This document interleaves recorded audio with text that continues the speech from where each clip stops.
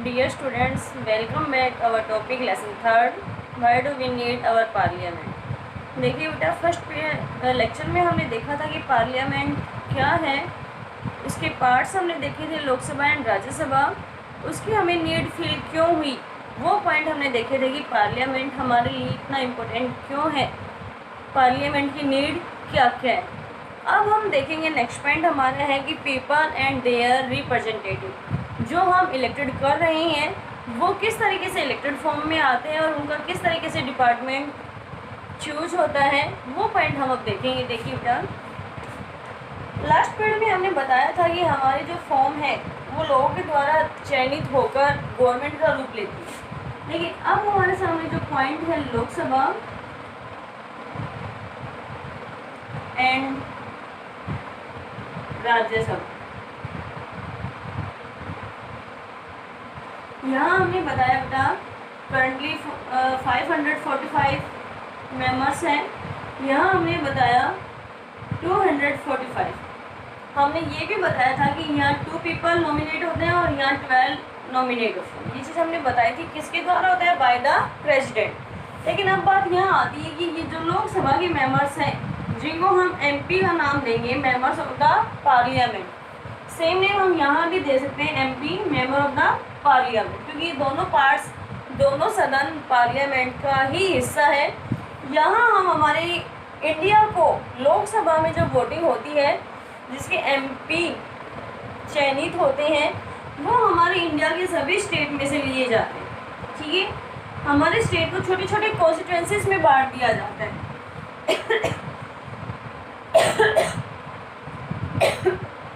Sorry, छोटी छोटी constituencies में बांट दिया जाता है, मीन्स छोटे छोटे क्षेत्रों में बांट दिया जाता है।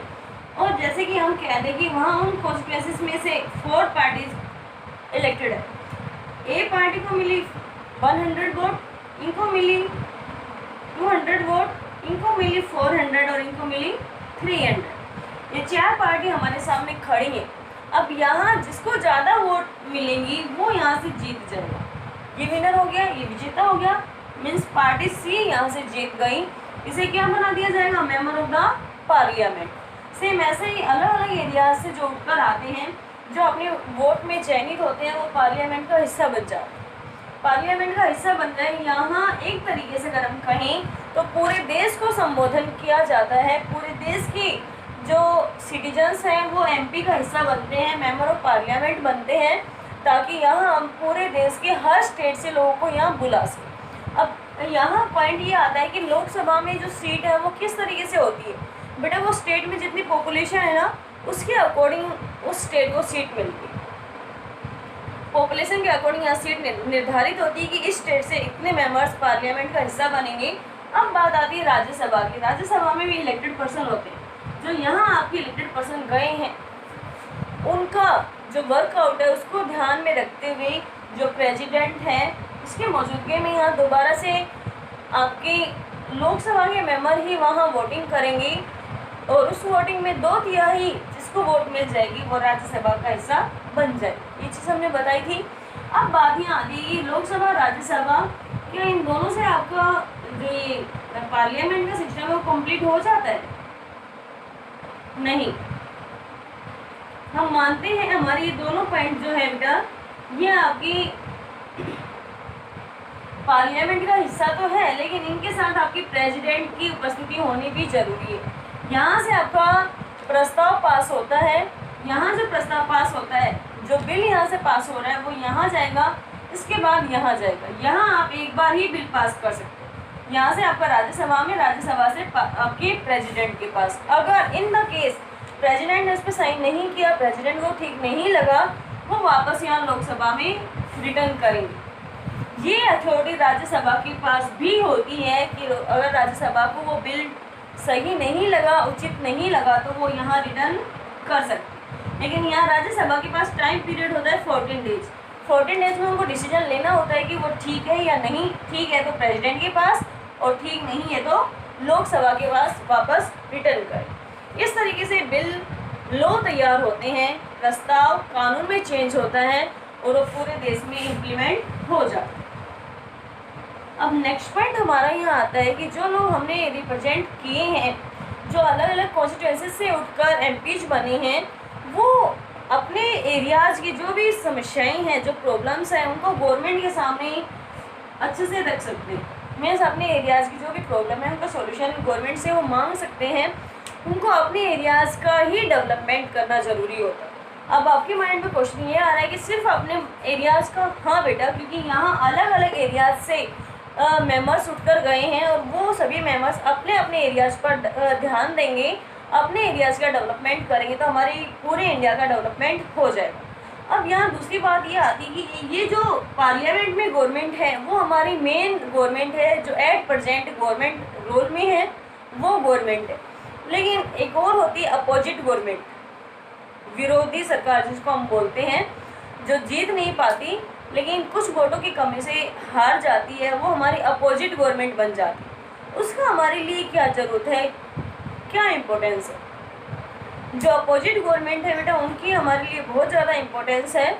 रीजन है वो हमारी मेन गवर्नमेंट के ऊपर चेकिंग का कार्य कर रही होती है, उनके ऊपर प्रेशर डाल रही होती है। अगर अपोजिट गवर्नमेंट नहीं होगी तो जो मेन रोल गवर्नमेंट है वो अपनी मनमानी करना स्टार्ट करेगी, डेवलपमेंट नहीं करेगी। अपोजिट पार्टी उन पर बार बार प्रेशर डालेगी, उनसे क्वेश्चंस पूछेंगी, और क्वेश्चन पूछेंगी तो उनको वहाँ डेवलपमेंट करना ज़रूरी होगा। और यहाँ अपोजिट पार्टी को कॉमन पीपल का सपोर्ट मिल जाता है, क्योंकि कई बार हम कहते हैं ना कि गवर्नमेंट ये काम नहीं करा रही, ये नहीं करा रही।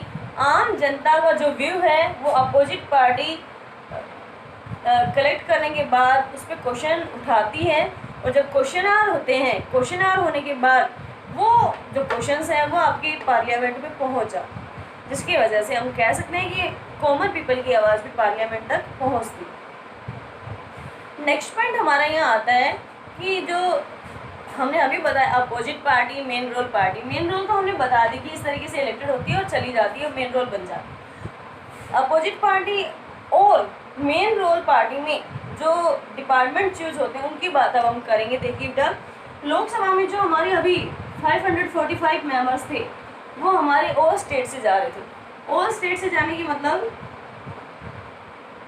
यहाँ मैंने अभी आपके सामने एक एग्जांपल दिया था ABCD 4 करके, जिसमें C विनर था, जिसको 400 वोट मिली थी, वो MP बन गया था। ऐसे ही हम बात करिए 545 जो हमारे सामने वोट है, इसमें हमारे सामने A पार्टी ने 400 सीट ले ली। अब जो बची आपकी 145, इसमें आपकी 3 पार्टीज है, B, C और D। इन 3 पार्टीज में 145 सीट बटी है, तो आप समझ सकते हो कितने कितने वोटें हाथ आई होंगी। तो यहाँ ये जो है ये आपकी मेन लीड गवर्नमेंट का रूप लेंगी, और यहीं से आप, इनका जो लीडर है वो आपका PM बनेगा, और इन्हीं के अंदर वाले जो मिनिस्टर्स हैं, जो पीपल हैं, उनको मिनिस्टर का रूप दे दिया जाएगा। जैसे कि हम बात करें, इनको कैबिनेट बना दिए जाएंगे, इनको अलग अलग डिपार्टमेंट दे दिया जाएगा, जैसे कि हेल्थ डिपार्टमेंट, फाइनेंस डिपार्टमेंट। आप समझ पा रहे हैं? ऐसा एग्जांपल हम दे सकते हैं, हेल्थ, फाइनेंस और टैक्स डिपार्टमेंट, और मतलब ऐसा एग्जांपल हम यहाँ डाल सकते हैं। बहुत सारे एग्जांपल्स होते हैं हमारे, फूड सप्लाई से लेकर वुमेन एंड चाइल्ड डेवलपमेंट वगैरह, ऐसे एग्जांपल हम यहाँ डाल सकते हैं, जिसके यहाँ से मिनिस्टर बनते हैं, जो हमारी मेन रोल में है वहाँ से निकल के आते हैं। लेकिन दूसरा यहाँ एक एग्जांपल और मैं देती हूँ कि कई बार ऐसा होता है कि यहाँ आपकी जो मेन रोल है, कोई भी पार्टी अपना मेन रोल नहीं दिखा सकती। A को मिला है 200, B को भी 200, ठीक है। C और D इनको मान लो ऐसे इनको वोट मिली, तो यहाँ ये जो गवर्नमेंट है 200 वाली A पार्टी ने, और यहाँ 200, इन दोनों की तो बराबर है, A और B पार्टी तो बराबर वोटिंग ले रही है।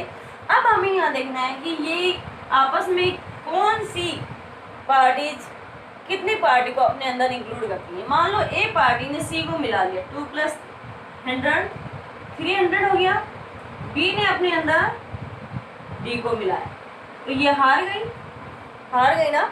एक केस तो ये बनता है कि ये हार गई, लेकिन अगर वहीं हम ये बात करें कि बी ने ही 150 की 150 को मिला दिया, ठीक है, बी ने 150 की 150 को मिला दिया, तो बी विनर हो गई, ए हार गई। इस तरीके से जो आपकी गवर्नमेंट फॉर्म होती है उसे हम कॉलोनियल गवर्नमेंट कहते हैं, मीन्स कॉलोनियलिस्ट गठबंधन सरकार का हम नाम देते हैं, जिसमें अपनी सरकार एक पार्टी के द्वारा कंप्लीट नहीं होती, वो किसी अन्य पार्टी का इन्वॉल्व अपने अंदर करती है और उसके बाद गवर्नमेंट बनती है, इसीलिए इसको गठबंधन सरकार या कॉलोनियल गवर्नमेंट कहा जाता है। नेक्स्ट पॉइंट हमारे सामने यहाँ आता है कि हमने जो गवर्नमेंट फॉर्म कर ली वो तो ठीक है, अब हम उनको किस तरीके से अप्रूव करें, देखिए बेटा अब हमारे सामने कॉन्सेप्ट्स ऑफ आइडियाज़ आते हैं।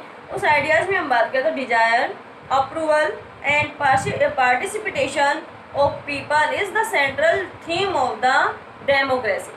जनतंत्र के अकॉर्डिंग जो हमारी सेंट्रल जो केंद्र सरकार है उसी के अनुसार हमें यहाँ डिपार्टमेंट मिलेंगी, हमें हमारा कार्य मिलेगा। Second, people elect their representative through elections. People जिन लोगों को चयनित कर रहे हैं वो अपनी वोटिंग के जरिए इलेक्ट कर रहे हैं। One group among the elected representative from the government. जो एक पार्टी सबसे ज़्यादा वोटिंग हासिल करेगी वही आपकी गवर्नमेंट बनेगी। मैंने एग्जांपल दिया था 400 वाली जो पार्टी विनर थी वो गवर्नमेंट का रूप लेगी। नेक्स्ट है हमारा all representative together make up the parliament that control and guides the government. यहाँ जो पार्लियामेंट हमारे लिए कानून बना रही है वो ही हमारी गवर्नमेंट को नई नई गाइडलाइन भी देते हैं, जिसके अकॉर्डिंग हम अपनी गवर्नमेंट को, अपने देश को सुचारू रूप से आगे चला सकें। बेटा यहाँ हमारा ये पॉइंट कंप्लीट होता है। Thank you, have a nice day.